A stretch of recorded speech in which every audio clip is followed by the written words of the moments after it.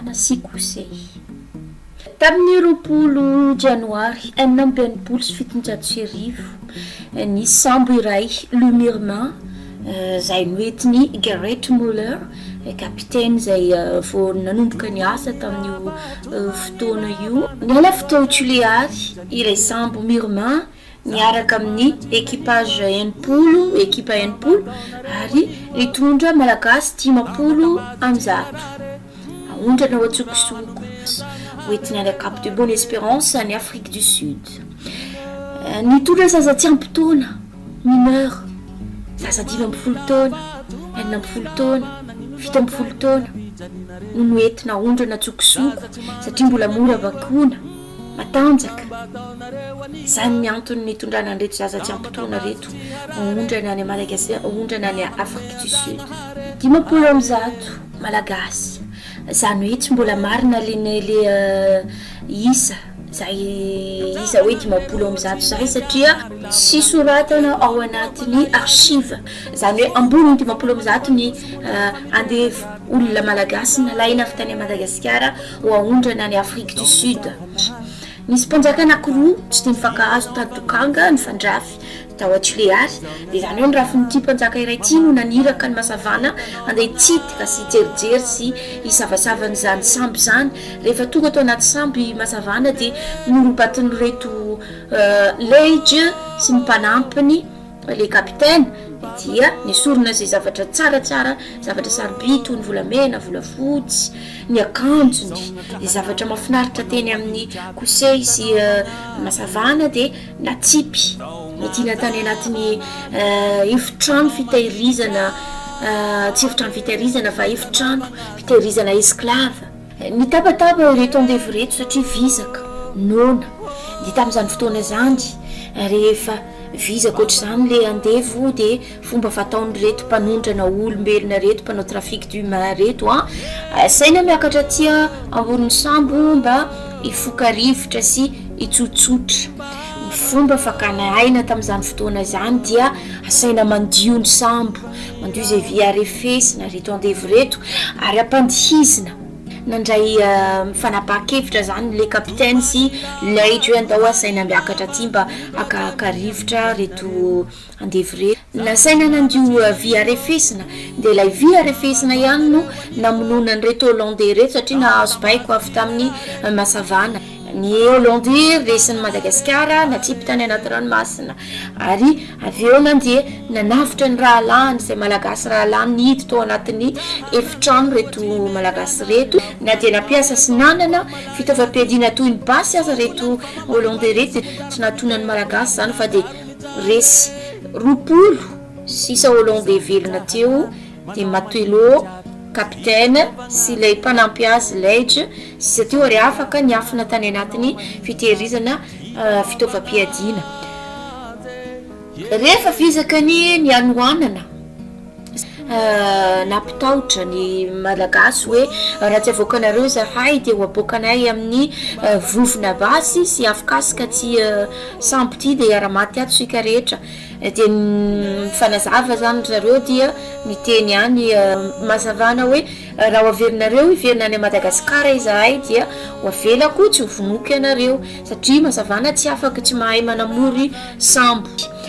Saingy no fitany ty olona ity satria fantany tsara hoe tsy fantatry ny malagasy ny toerana hitondrana azy reto dia fantany tsara hoe izy mpanamory sambo dia hainy tsara ny toerana tokony ale. Dia raha tokony ho any avaratra tsinana ny sambo dia lasa any avaratra andrefana ary noho ny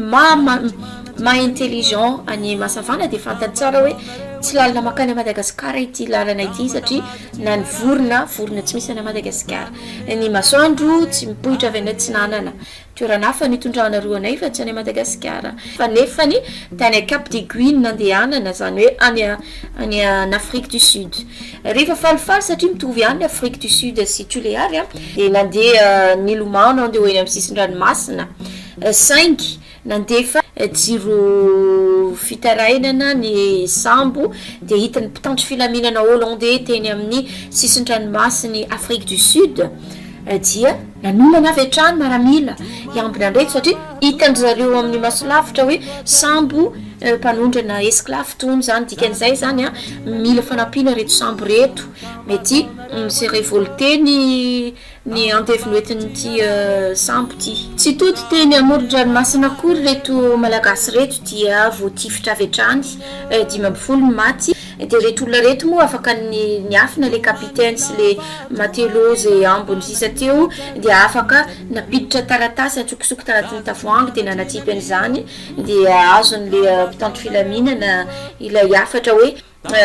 mameloma afokitay maika ianareo satria zany ny fomba anamborana an'reto malagasy reto satria zany nitetoka anamborana an'reto malagasy reto vao nahitany zany afokitay zany ary Masavana de faly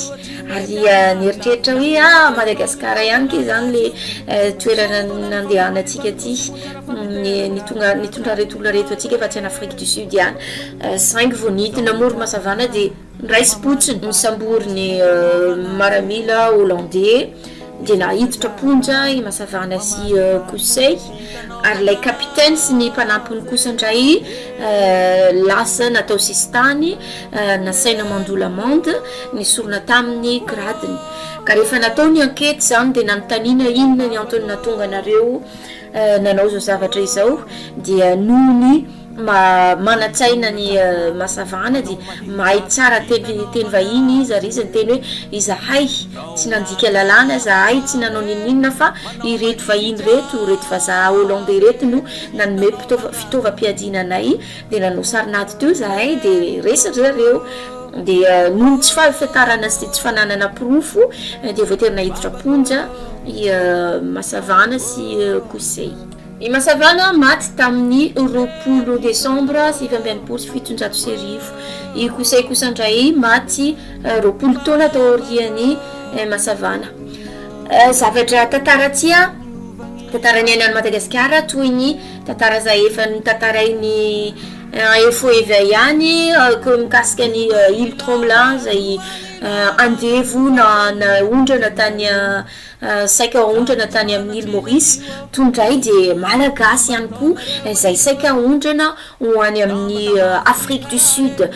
mila fantaritsika fa betsaka be mihitsy ny Andevo Malagasy naondrana tany Afrique du Sud tany Brésil tany Amerika ny olona tany aloha ny mpitondra sy izay olona manamana nao ambonimbony ao nanao tsokombakomba nanao complicité mivarotra zay malagasy mitovy aminy zavatra tsokony atao ary zavatra ratsy be mihitsy ny hoe gasy mitovy aminao ihany ve no amidinao gasy mitovy aminao ihany ve no alefanao atao Andevo zavatra ratsy be ohatran'izany zavatra tsy tokony atao efo ivay miresaka foana raha vao resaka esclave zany dia misy foana ny complicité ny gasy samy gasy reto Andevo reto tsy nandeha niteny mihitsy ny hoe andaotsika hitangorongorona menakavy de andaotsika andeha hanao Andevo de hoeto any Afrique du Sud any Amerika any nosinareo any zahay fa leo be eto Madagasikara fa leonay mandeha manao Andevo vitsy mikotrana irery raha vao misy vera iray latsaka tsy maintsy olona mandatsaka ninona biby mandatsaka niny raha misy zavatra mihetsika tsy maintsy olona na rivotra manetsika an'iny zany hoe ntiako hoale zany reto Andevo reto gasy mitovy amin'ny any no mivarotra azy ny fomba fiatsonan'reto Andevo reto tompoko taloha de bois d'ébène entana meuble zany ny fiatsona azy satria ahidy anatin'ny vatakely anankiray de idina amin'ny vy rojo vy ny tongotra ny tanana ny tenda ohatran'ny tsolombelona faharovana an'reto olona reto fa na ny biby ary mbola voasafosafo mbola voalambolambo tsara fa reto olona reto maninona moa zao raha ny zanaky ny reto mpanjaka taloha reto sy reto mpitondra taloha reto no nalefany zareo natao Andevo tany ny zanak'izy mianakavy ampy fianarana tsara atody any am'izay tokony alehany any ny zanak'olona no angalarina lainakeriny andeha atao Andevo ny tantarany Masavana sy KOSEY olona nanome lanja ny Malagasy nanome lanja ny Madagasikara tantara tsy tokony adonodonoina fa raha ny tokony ho izy raha maheno an'izany sy mahita an'ity vidéo ty ny mpitondra fanjakana sy izay Malagasy mpitantara ny mpikarakara ny tantara amin'ny Madagasikara de tokony homena lanja tsara tsy tokony ho adonodonoina ny olona ohatry ny tondry zany hoe tokony homena daty fahatsiarovana zany 20 Desambra 2017 zany atsiarovana tsara ny Masavana sy KOSEY. Zay ny tantara amin'ny Masavana sy KOSEY sy ireo Hollandais. Anome rendez-vous indray fo evay manaraka. Aza adino manao j'aime, aza adino ihany koa manao commentaire sy ny miabonné. Veloma daholy.